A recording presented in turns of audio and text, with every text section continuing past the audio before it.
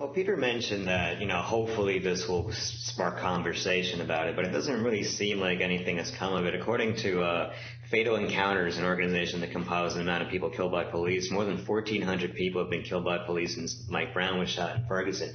I mean, there was no more publicized police shooting than that, and certainly the response of the militarized police after that. Eric, has anything actually changed, 1,400 fatal police shootings later, and what needs to change? It's a good question. I think if we knew the answer, it would already be changed. But I don't think it's an issue that we can just put a quick answer to. There's always going to be the racial aspect in it. So you'll have police officers, as we were saying before, claiming that the African American is the violent criminal here. You'll have the black community saying that the police are being brutal towards them. And I don't know if there's an answer to this question that we could hash out and be sensible. Well, we don't know if that's up or down, Igor. That's the first time we've had 14 months of data on police shootings. I think the highest number the FBI ever put out with their, what is it? I don't remember what they called it, but it was their half-assed attempt to try and track police shootings. And it was 400, I think, was the worst. 430 was like the worst year ever. And, that's 4.5 months since Michael Brown happened, and we, media outlets that had the resources were able to start counting and compiling these numbers. So I think the thing about the 1,400 people being killed since Michael Brown is not so much it shows that cops are more or less violent than we thought. It shows that it's a bigger – I just think that the size of that number alone is something worth taking pause and going, wow, that's 100 people a month or more. And I think that adds a context to the discussion. Eric? Going back to what we said earlier. Oh, go ahead, Eric. Sorry. I was going to say that, one thing I think, putting more thought into it, there's always the debate about police cameras, body cams and stuff. I do think that would be one of the best ways to set up a system of accountability, because if the police officer's doing their job properly and they have nothing to hide, there should be no reason why they wouldn't want to be recorded. If anything, it provides them protection in cases, let's say, where you arrest a female and they try to tell you that you raped them later on. A police cam will quickly dispel that myth. And I think in the case where these shootings happen, the body cam won't always tell the story, but it'll help provide a little bit of evidence to get rid of the conjecture in the argument. If we had 1,400 people killed by terrorist attacks in the United States, people would be going insane over that. We can concede that of those 1,400 people shot by the police, some percentage were quote unquote legitimate, good kills. Fine. Pick a number in there that you're happy with. Take half and say if there were 700 people killed by terrorist attacks in the United States, we'd be going insane over this. I think the answer is not necessarily body cams, though they're part of the answer, because so much of this now is already on videotape. Citizens using their cell phones. And we see time and time again examples where where the police have out and out lied, and the videotape proves that. I think what we need is to enforce the laws and get rid of this idea that every cop has the perfect right to decide when and if lethal force is justified. We basically have this concept, and this is why most of these cops don't get successfully prosecuted, is the cop says, I thought my life was in danger. He reached into his waistband, so I thought he had a gun, so I shot him. He raised his hand, so I thought he was going to grab my taser, so I shot him.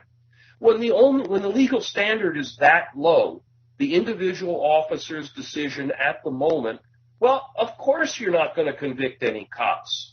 That's a very easy thing to do. And the idea is those kind of legal standards are never applied to civilian cases. If I go outside and somebody tries to assault me and I immediately blow them away with a weapon, a gun, I'm going to face some real questions and may find myself charged with manslaughter. the same thing with murder. We look carefully at the circumstances, but you can't just say, oh, yeah, I felt threatened by my wife having an affair, so I killed her. Oh, seems reasonable. We need to police the police. Let me just make a quick point, Peter. Just something I want to add, because you're making very good points. If you look at England, for example, their police officers do not carry guns, yet you don't hear about rampant violence there. Is it something that we need? I'm not saying to get rid of firearms for police, but it goes to show that you don't need a gun to be safe. There are other ways to de-escalate situations, and maybe part of it is the American pastime, right, which is shootings and such.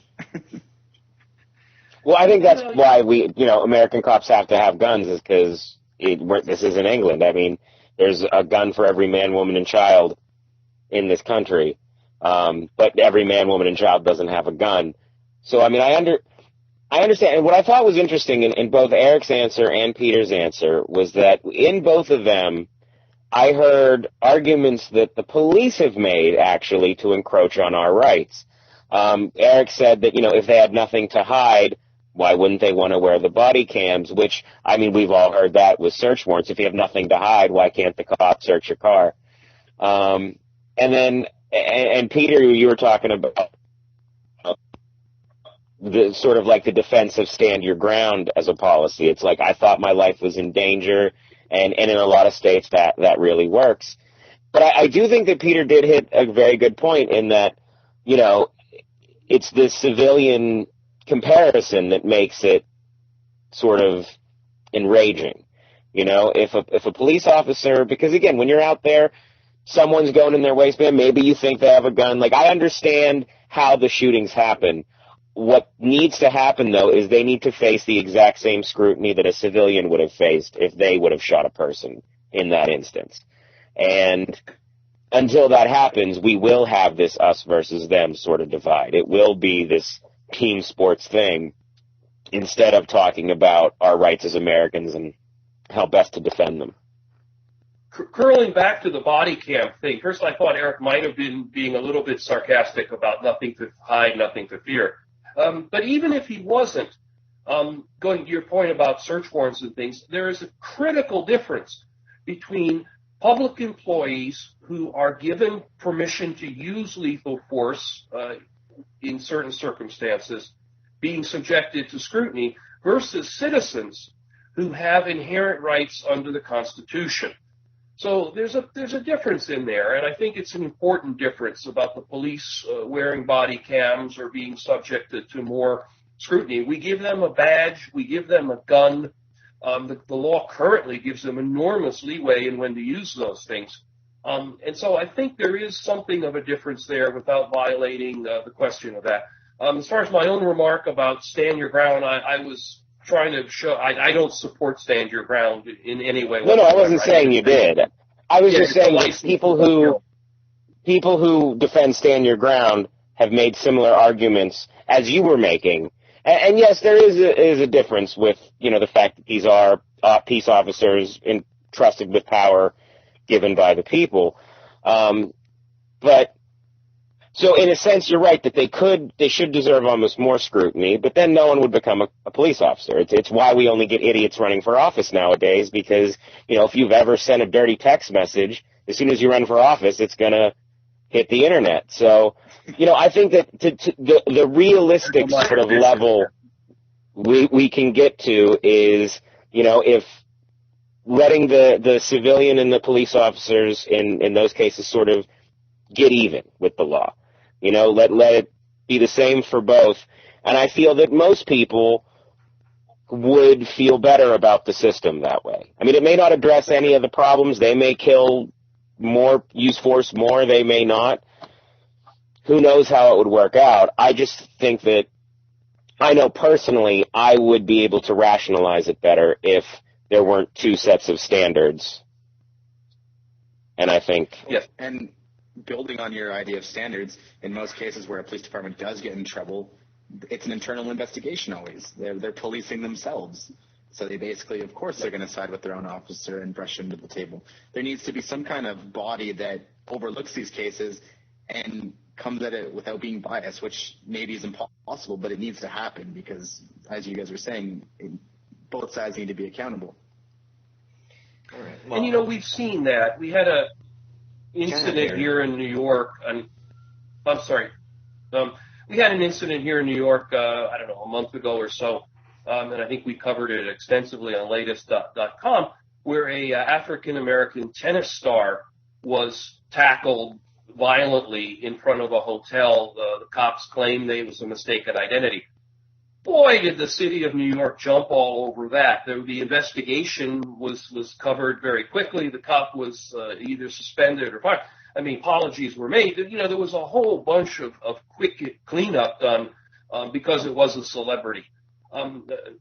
These standards need to be aligned with one another and reality. It's not, as Josh put it out, and that will always cause problems. It causes problems for the cops. People are less and less likely to want to be involved positively with the police for fear of who knows what's going to happen. I mean, once you start interacting with the cops, you lose control of it. I'm going to keep my mouth shut around the police. I don't want to invite them into my world.